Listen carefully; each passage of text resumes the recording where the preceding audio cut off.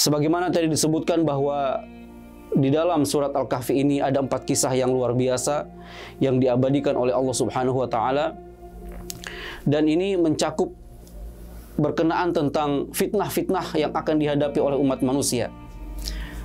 Kisah tentang Ashabul Kahfi ini adalah kisah yang dialami oleh para pemuda yang mereka memegang prinsip-prinsip keimanan, tapi akhirnya kemudian dikejar-kejar oleh penguasa pada saat itu yang ingin mereka kemudian murtad, tapi kemudian para pemuda ini lari dari kerajaan dan bersembunyi di gua di daerah pegunungan.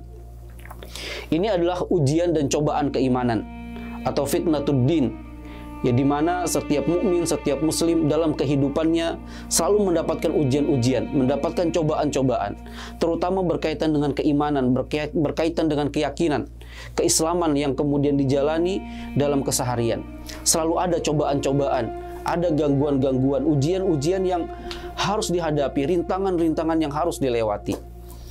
Kemudian yang kedua adalah kisah tentang pemilik kebun, dan ini adalah bagian daripada fitnatul mal, ya, atau ujian berupa harta, ujian duniawi, di mana seseorang yang diberi sedikit kenikmatan oleh Allah Subhanahu wa taala dari harta, dari fasilitas duniawi, terkadang sampai akhirnya kemudian melupakan negeri akhirat.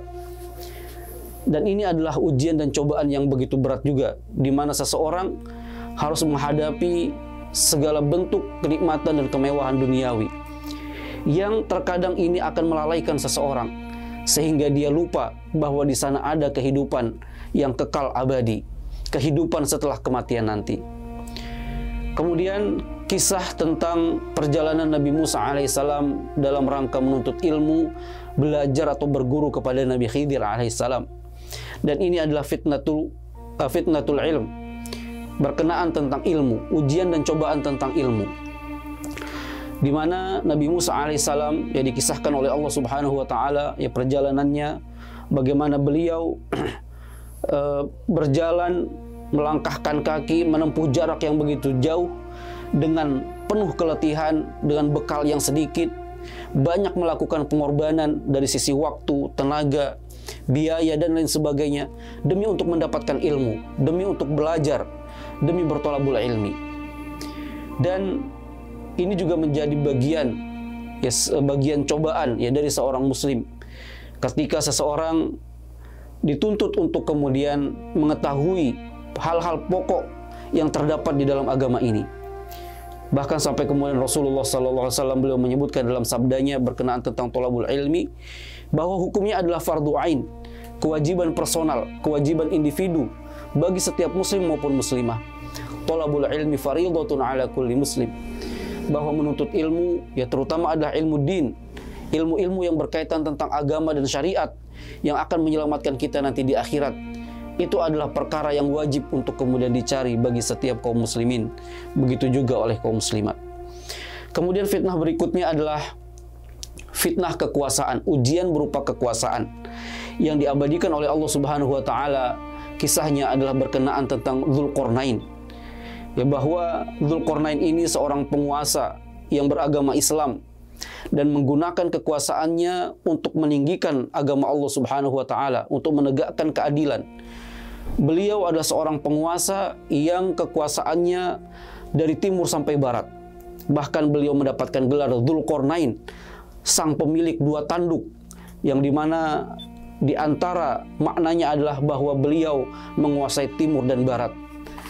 Ini adalah sebuah ujian tersendiri bagi seseorang yang kemudian diberikan oleh Allah Subhanahu wa taala amanah berupa kekuasaan.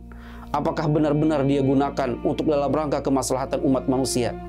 Ataukah seperti yang kita lihat hari ini di berbagai macam tempat di belahan dunia ini, orang-orang yang memiliki kekuasaan justru tidak menggunakan kekuasaan tersebut untuk dalam rangka mencari ridho Allah Subhanahu wa taala, tapi melakukan tindakan-tindakan yang tidak terpuji, mencari keuntungan-keuntungan untuk pribadi dan golongan atau kelompoknya sendiri. Dan ini adalah sebuah ujian yang begitu berat yang harus dihadapi oleh seorang mukmin, seorang muslim pada akhir zaman. Dan kemudian surat Al-Kahfi ini juga, ya karena di dalamnya ada banyak pelajaran, ada ibroh, ada ilmu, maka kemudian diibaratkan bahwa surat Al-Kahfi ini sebagai gua bagi kaum muslimin. Kalau Ashabul Kahfi pada zaman dulu mereka berlindung di dalam gua yang sebenar-benarnya, secara fisik bentuknya adalah gua, untuk dalam rangka melindungi dan menjaga identitas keislaman, dalam rangka menjaga keimanan, dalam rangka keselamatan di akhirat kelak. Mereka kemudian berlindung, bersembunyi di dalam sebuah gua. Maka surat Al-Kahfi bagi kita adalah gua yang akan menjadi naungan bagi kita dari berbagai macam fitnah-fitnah yang ada di akhir zaman. Entah itu fitnah dunia, entah itu fitnah kekuasaan, entah itu ujian dan cobaan berupa keilmuan, atau dari sisi hal yang paling utama, yang paling pertama adalah tentang masalah keimanan. Ketika seseorang diuji keimanannya, apakah dia memilih iman ataukah hal-hal duniawi yang akhirnya melupakan yang akhirnya melupakan seseorang, yang akhirnya menjadikan seseorang lupa akan nilai-nilai keimanan dan keislamannya.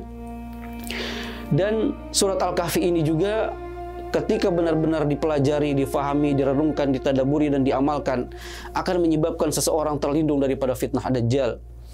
Sebagaimana Rasulullah sallallahu alaihi wasallam beliau bersabda, "Man qara'a asyra ayatin min awwali suratil kahfi usima minad dajjal." Ya, sebagaimana dari sahabat sebagaimana telah diriwayatkan dari sahabat yang mulia Abu Darda radhiyallahu an, bahwa Nabi SAW bersabda, siapa yang kemudian berusaha untuk menghafal dari surat Al-Kahfi pada 10 ayat pertama, maka dia akan dilindungi daripada fitnah Dajjal. Fitnah Dajjal ini adalah fitnah yang paling besar, yang terbesar sepanjang sejarah yang dialami oleh umat manusia. Karena di dalam diri Dajjal ini, di dalam sosok seorang Dajjal, terkumpul semua fitnah-fitnah yang 4 tadi. Dajjal akan menggerus keimanan seseorang, akan berusaha menghancurkan nilai-nilai keislaman yang ada pada diri seorang muslim. Dajjal juga akan berusaha menghapuskan berbagai macam nilai-nilai keilmuan, dan dia memanipulasi umat manusia, membodohi umat manusia, dan dia seolah-olah menyatakan dirinya sebagai Tuhan. Dan ini adalah ujian yang sangat luar biasa, di mana Dajjal diberikan oleh Allah Subhanahu wa taala kehebatan, ya, sesuatu yang menakjubkan. Dia bisa menurunkan air hujan, bisa menumbuhkan tumbuh-tumbuhan, bisa menghidupkan orang mati, bisa melakukan apapun yang bisa dilakukan oleh Tuhan dalam batasan-batasan yang diizinkan oleh Allah Subhanahu wa taala. Maka pada awal surat, di dalam surat Al-Kahfi, Allah Subhanahu wa taala menyebutkan di dalam firman-Nya, a'udzubillahi minasyaitonir rajim, am hasibtum anna ashabal kahfi war raqimi kanu min ayatina ajaba. Apakah kalian menyangka bahwa perjalanan kisah tentang Ashabul Kahfi ini adalah sebuah peristiwa yang menakjubkan? Ada banyak peristiwa-peristiwa dan kejadian-kejadian yang lebih hebat, lebih menakjubkan daripada kejadian yang ada di dalam peristiwa Ashabul Kahfi. Allah Subhanahu wa taala ingin memahamkan kepada kita bahwa kejadian-kejadian yang luar biasa tersebut yang dilakukan kelak oleh Dajjal jangan sampai mengecoh keimanan seorang mukmin, jangan sampai menggerus keislaman yang ada di dalam dirinya. Kemudian Dajjal juga memiliki kehebatan-kehebatan yang lain, yang akhirnya kemudian orang-orang yang paling kuat keimanannya pun akan tergoyahkan. Rasulullah SAW mengingatkan bahwa apabila Dajjal muncul, janganlah didatangi, janganlah berdebat dengannya, karena orang yang paling kuat keimanannya sekalipun akan kalah dengan argumentasi yang dimilikinya.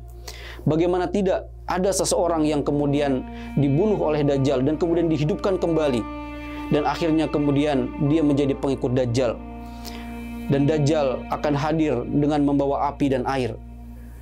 Api yang dibawa oleh Dajjal pada hakikatnya adalah air, dan air yang dibawa oleh Dajjal pada hakikatnya adalah api. Di mana Dajjal hadir dengan membolak-balikan pemahaman, kebenaran dan lain sebagainya. Maka inilah pentingnya mengapa Allah Subhanahu wa taala menurunkan surat Al-Kahfi, agar kemudian kita benar-benar bisa mempelajari kandungannya dan mengantisipasi menghadapi semua fitnah-fitnah yang ada di akhir zaman ketika Allah Subhanahu wa taala telah menetapkan takdirnya untuk berjalan.